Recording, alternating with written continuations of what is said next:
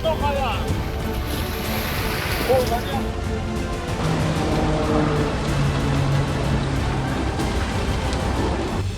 Israel में इस वक्त आग का तांडव चल रहा है। पूरा देश इससे चिंतित है। आग मानो यरूशलेम को अपनी आगोश में लेने को आमादा है। धीरे धीरे ये तेल अवीव के करीब पहुंच रही है। इस आग से 3000 एकड़ जंगलों समेत कुल 5000 एकड़ की जमीन तहस नहस हो चुकी है, जहां सब कुछ खत्म होता नजर आ रहा है। इस बीच प्रधानमंत्री बेंजामिन नेतन्याहू ने बड़ी घोषणा की है। इसराइल के पीएम ने बताया कि यरूशलेम के बाहर आग लगाने के संदेह में 18 लोगों को गिरफ्तार किया गया, जिनमें से एक को कथित तौर पर आगजनी करते हुए पकड़ा गया है। इसराइल में बड़े पैमाने पर इस बात की चर्चा है कि इस आग को हमास की ओर से लगाया गया। इसराइली प्रधानमंत्री ने इमरजेंसी की घोषणा भी कर दी है। इसराइली पीएम ने इस घटना पर कहा कि प्रकृति को नुकसान पहुंचा है और लोगों को भी नुकसान पहुंचा है और हम इस वक्त 18 लोगों को हिरासत में लिए हुए हैं, जिन पर आगजनी का संदेह है, जिनमें से एक को इस कृत्य में पकड़ा गया था। जिस युवक को रंगे हाथों गिरफ्तार किया गया, समाचार आउटलेट की खबर के मुताबिक उसके साथ ही 2 अन्य लोगों को भी गिरफ्तार किया गया।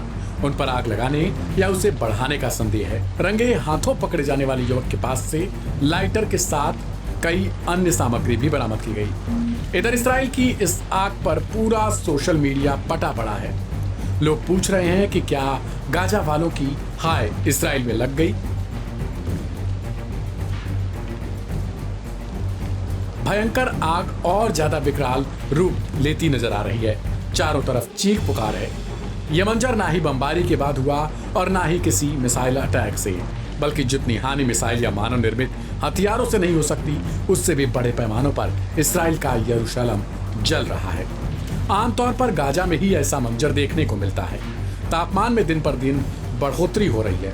न्यूज चैनल जो कल तक गाजा में बर्बादी की खबरें देते थे, वो अब अपना स्टूडियो और ब्रॉडकास्ट बंद कर रहे हैं और शहर से दूर जा रहे हैं। इसराइल से अब मदद की गुहार भी दूसरे देशों से लगाई जाने लगी। इसराइल के अधिकारी फिलहाल इस घटना पर कुछ भी बोलने को राजी नहीं। हालांकि अधिकारियों ने कहा कि यह निश्चित रूप से निर्धारित करना जल्दबाजी होगी कि आग जानबूझकर लगाई गई थी या नहीं। इसराइल को डर इस बात का है कि अगर यह आग रिहायशी शहरों तक पहुंची तो तबाही इससे भी ज्यादा होगी। इसराइल अपने मुल्क के इतिहास की सबसे भयानक त्रासदी झेल रहा है।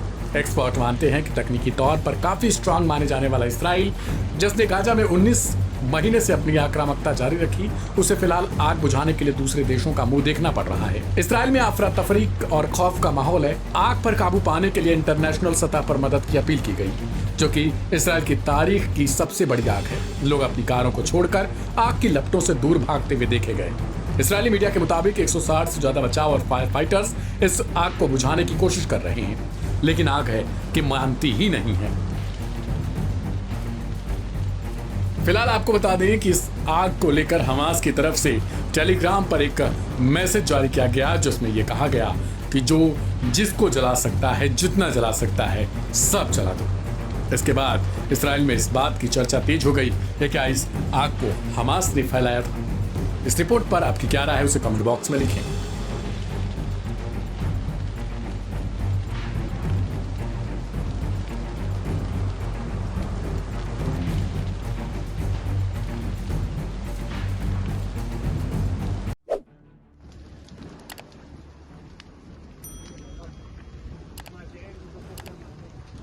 क्या गाजा वालों की हाय इसराइल में लगी भयंकर आग को और ज्यादा विकराल रूप दे रही है।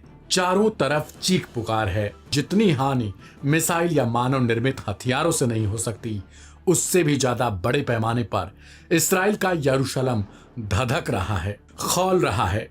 तापमान में दिन पर दिन बढ़ोतरी हो रही है। न्यूज चैनल जो कल तक गाजा की खबरें दिया करते थे, वो अब अपना स्टूडियो और ब्रॉडकास्ट बंद कर रहे हैं। इसराइल से अब मदद की गुहार लगाई जाने लगी है। जी हां, प्रधानमंत्री बेंजामिन नेतन्याहू ने इसे लेकर इमरजेंसी तक की घोषणा कर दी है। सोशल मीडिया पर लोग इसे गाजा के लोगों की हाय बताते रहे हैं। ऐसे में समझिए कि इसराइल में सदी की सबसे भयावह आग ने हाहाकार कैसे मचा दिया।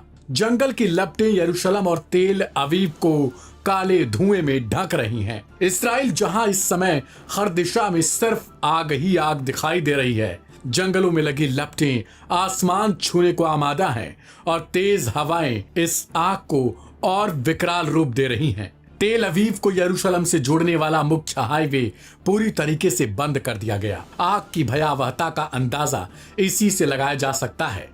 जंगलों के किनारे रहने वाले हजारों लोगों को आनन फानन में सुरक्षित जगहों पर ले जाया गया। आग बुझाने के प्रयासों में इस्राएल की वायुसेना भी शामिल हो चुकी है। हेलीकॉप्टर और विशेष विमानों से लगातार जलते इलाकों पर पानी गिराए जा रहे हैं, लेकिन आग अभी भी बेकाबू बनी हुई है। यरूशलेम और तेल अवीव को जोड़ने वाला हाईवे एहतियात के तौर पर बंद कर दिया गया।